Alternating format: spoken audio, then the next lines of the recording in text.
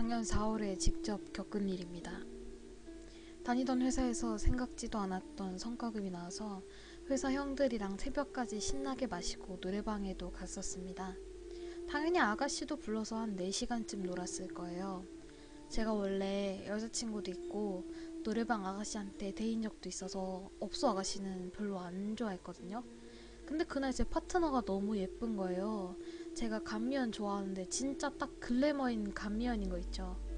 담배도 안 피는 데다가 이리저리 만져도 앙 이러는데 살살 녹더라고요. 그래서 2차 나가려고 물어보니까 자기는 2차를 안 나간다고 하더라고요. 하는 수 없이 핸드폰 번호만 딴 뒤에 이틀 동안 폭풍 문자로 꼬셔서 밖에서 만났습니다. 제 작업장인 클래식 흐르고 분위기 죽이는 초가집에 데리고 가서 고추장 삼겹살에 수제 막걸리도 먹이고 영화 한 편도 보여준 다음에 젠틀남처럼 집에까지 모셔다 드리면서 집 앞 현관문에서 키스만 하고 쿨하게 보냈습니다. 집에 오자마자 다시 문자를 하면서 주말에 남이섬으로 1박 2일 여행 약속 받아내는 건 아주 쉬운 일 아니겠어요?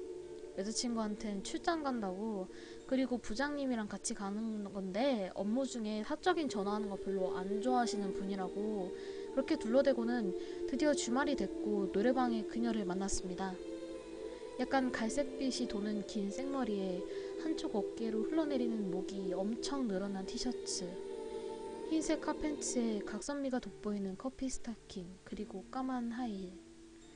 그리고 고개를 숙일 때마다 검은색 속옷 레이스가 보이는데 진짜 미치겠는 거예요.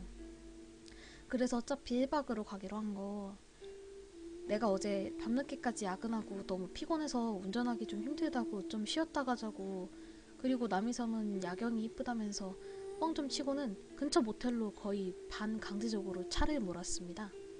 그녀도 하는 수 없다는 건지 아니면 다 알면서 내숭 피는 건지 아직 빠르다고 안 된다면서도 제 손을 꼭 붙잡고 따라오더라고요. 방에 들어가자마자 애정행위를 하려고 덮치는데 그녀가 아까 휴게소에서 오징어 먹어서 좀 그렇다고 양치질 좀 하고 온다고 화장실로 내빼는 거예요. 하는 수 없이 멀뚱멀뚱 침대에 앉아있다가 평소에 모텔 오면 음료수 뭐 있나 로션 같은 거 뭐 있나 하고 뒤져보는데 글쎄 화장대 서랍에서 피 묻은 머리카락 뭉치가 나온 거예요. 깜짝 놀래가지고 바로 인터폰으로 따지는데 주인 아줌마가 자기도 모르는 일이라면서 죄송하다고 다른 방으로 바꿔준다고 하더라고요.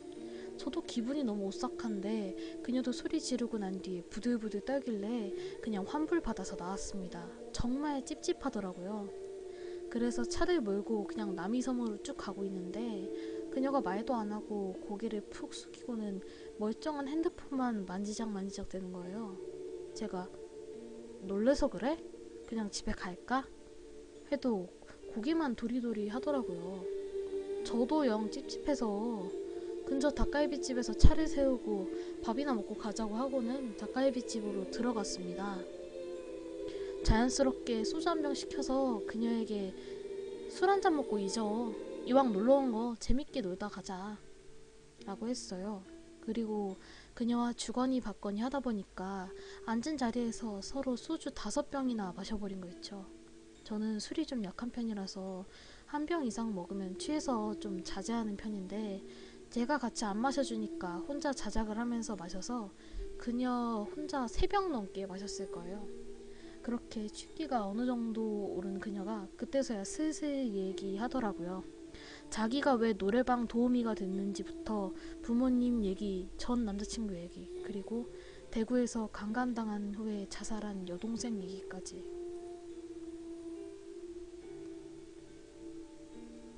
가장 놀란 얘기의 시작은 어머니가 자기 초등학교 때 자살하셨다고 하더라고요.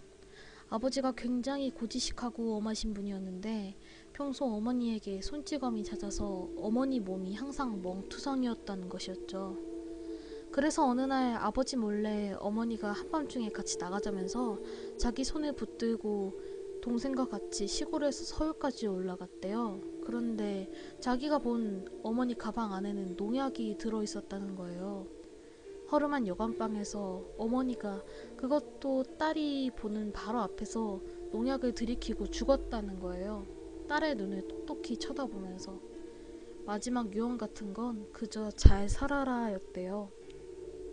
그녀 앞에서는 말을 못했지만 아마 제 생각에는 어머니가 심각한 우울증이고 그리고 딸과 함께 죽으려고 했지만 차마 그러지 못하고 혼자 죽은 건 아닌가 싶어요. 물론 제 추측이지만 그녀는 그렇게 소주잔을 기울이면서 계속 이야기를 했습니다. 갑자기 어머니를 보내고 자기는 맏딸로서 집안일 다 하면서 아버지를 모시고 살았는데 아버지의 손찌검은 오히려 자기와 동생에게까지 전해졌다는 거예요. 그런 아버지와 사이가 멀어져서 어느 날 집을 심하게 싸우고는 집을 나와서 친구 집에서 얹혀 살면서 방황을 했고 운 좋게 고등학교는 졸업했고 같이 살던 친구 도움으로 바로 구미 쪽의 대기업 생산직으로 취직을 해서 기숙사 생활을 하면서 지냈대요. 그래도 동생도 걱정되고 어쨌든 아버지는 아버지니까 근근하게 용돈도 보내드리면서 거기서 괜찮은 남자친구도 사귀고 그렇게 조용히 살아가다가 어느 날 아버지 핸드폰으로 전화가 수십 통이 걸려왔다는 거예요. 평소에 아버지 전화는 안 받는 그녀이기에 동생 핸드폰으로 전화를 다시 했는데 이상하게 동생이 아닌 아버지가 받더래요. 그것도 울먹이면서 네 동생 죽었다고. 바로 집으로 달려온 그녀는 친척들에게 자초지종을 듣고는 놀라서 기절까지 했대요. 동생은 평소에 얌전하면서도 아버지 말도 잘 듣는 착한 아이였는데 애가 어머니도 없고 집도 가난하니까 학교에서 왕따를 당해서 같은 반 남자애들에게 괴롭힘을 받았다는 거죠. 그게 정도가 지나쳐서 강간까지 당했는데 처음엔 자기 혼자 앓다가 어느 날 상의까지 안 하니까 임신한 줄 알고 덜컥 겁이 나서 아버지에게 이야기를 했는데 아버지는 오히려 자기 딸에게 창녀 같은 년이라면서 심하게 욕을 하면서 머리카락을 가위로 다 잘라버리고 방에 가둬둔 채로 학교도 보내지 않았다는 거예요. 학교에서는 갑자기 애가 학교도 안 나오고 전화를 해도 안 받으니까 담임 선생님이 집까지 찾아갔고 선생님 덕에 그렇게 가까스로 풀려난 애가 아버지 피해서 도망친 상가 옥상에서 투신 자살을 했다고 합니다. 아버지는 동생 죽음이 자기 책임이란 걸 알고는 연락도 없이 어느 날 홀연히 사라졌고 그녀도 그렇게 동생을 잃고 나니까 모든 게 다 싫더래요. 남자도 회사도 그만두고 남자친구는 물론 고향 친구들까지 연락 다 끊고 방황하다가 이대로 살면 자기도 자살할 것 같아서 혼자 경기도 시흥으로 올라와서 간호조무사 자격증 학원에 다녔었대요. 자격증 따고 간호조무사 한 달 하다가 벌이가 옛날에는 생산직이라도 대기업이라서 많이 벌었었는데 그 반도 안 되니까 그만두고 지금은 대학 가서 정식 간호사 되려고 등록금 때문에 노래방 도우미 한다고 하더라고요. 한 병 더 시키려는 그녀를 말리고 먼저 계산한 다음에 술에 취한 그녀를 안고 그 집에서 나왔습니다. 저도 많이 취한 것 같은데 그녀는 이미 다리에 힘이 풀려서 비틀대는 데다가 희끗희끗하고 딸꾹질까지 하더라고요. 거기다가 이게 진짜 술버릇인지 제가 자꾸 부축을 하면 귓볼을 혀로 핥으면서 고양이처럼 야옹 그러는 거예요. 제가 간지러워서 밀치면 쓰러질 것처럼 비틀대고 다시 부축하면 귓볼을 혀를 핥고 이대로 계속 서 있을 수 없어서 일단 차에 태우고 나서 생각해보려고 근처 편의점에서 아이스크림 2개 사서 차 안에서 어디 갈지 생각해보려고 했죠. 제가 아직 술이 안 깨서 운전을 할 수 없으니까 처음에는 모텔로 갈 생각을 했는데 아까 동생 얘기며 부모님 얘기며 이런저런 얘기 다 듣고 나니까 자러 가자는 말을 못 꺼내겠더라고요. 그리고 지금은 그렁그렁하게 눈물이 맺혔던 눈이 생각나서 그냥 안쓰럽고 안아주고만 싶었습니다. 그래서 그냥 차에서 앉아서 조용히 아이스크림 먹으면서 제가 뉴에이지를 좋아해서 들려줬는데 노래 좋다고 뭐냐고 물어보더라고요. 저는 제가 좋아하는 걸 관심 가져주니까 좋고 그리고 잘난 척 좀 하려는 마음에 차 안에서 계속 음악 얘기만 했어요. 한 3시간 넘게 차에서 떠들었던 것 같아요. 그리고 선물로 차에 일 때문에 노트북을 가지고 다니는데 그 자리에서 바로 공CD로 노래 하나 구워서 선물로 줬어요. 주면서 농담으로 내가 좀 변태기가 있어서 보답으로 가슴 한 번만 만져보자고 했거든요.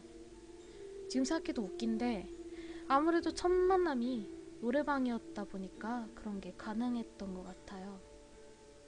그러면서 은근슬쩍 어깨에 손도 올리고